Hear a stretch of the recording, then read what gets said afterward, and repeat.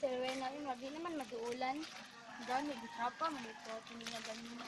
Yung pula natin siya sa Ginoo, Ginoo na bahala siya. Yung anak mo muna siya, tungkol siya trabaho. Sige, muna na po ninyo sa inyo mga isuon. Sige, basta. Sige, God bless.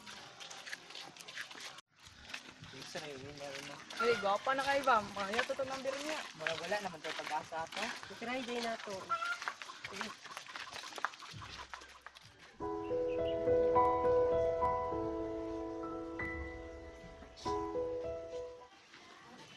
Friends, nakuha na dito ang kuan, fellowship.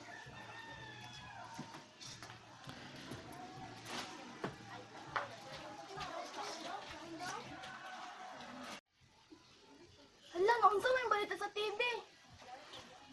Per, alay sa good per. Unsa man na? Nawa balita sa TV.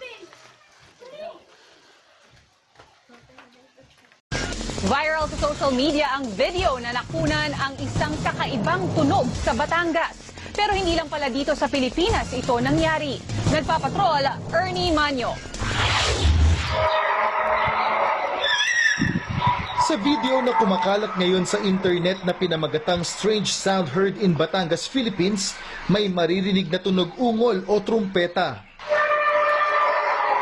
Kuha ang video ng 17 anyos na si Vincent Andy Magnaye sa kanilang bakuran sa barangay Masagit, Sitlubo, Batangas nitong Biyernes ng hapon.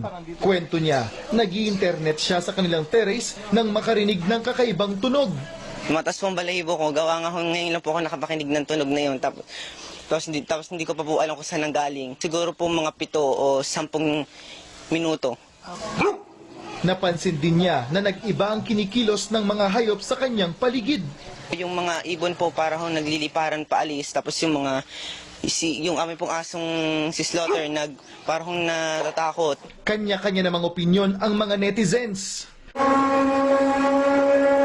Pero nangyari rin pala ito sa ibang bansa tulad ng Amerika, Australia at Canada. Sa isang online article, ipinaliwanag ng NASA o National Aeronautics and Space Administration, normal na nangyayari ang makarinig ng mga tunog gaya ng nakunan ng video.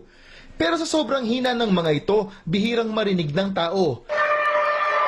Kaya madalas inaakala nating kakaiba ang tunog.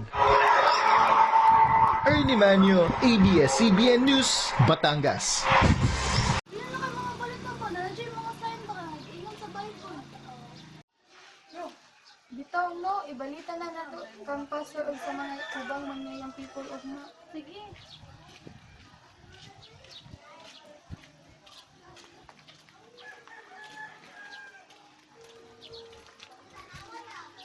Galit tag-ulit, bitch. Kaya tanaw pa ko pa siya hindi amo. Nga ako po, nagpariban pa ko. Karang.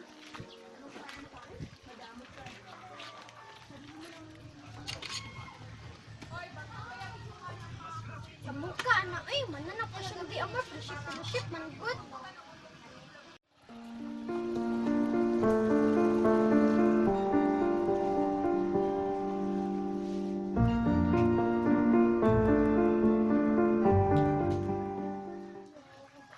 Uy, nakabalita mo kagahapon?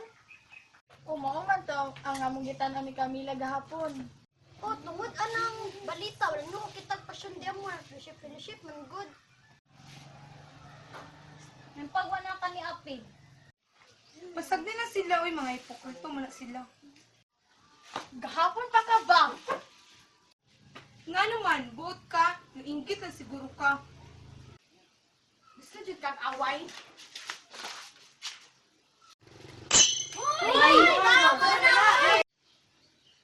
Tama na ba? Kay trials ni sa Ginoo sa tuwa. Trials? Muna yung ginatawag na trials. Sa una, katong kulot pa kong buhok, ginapansin ko ninyo.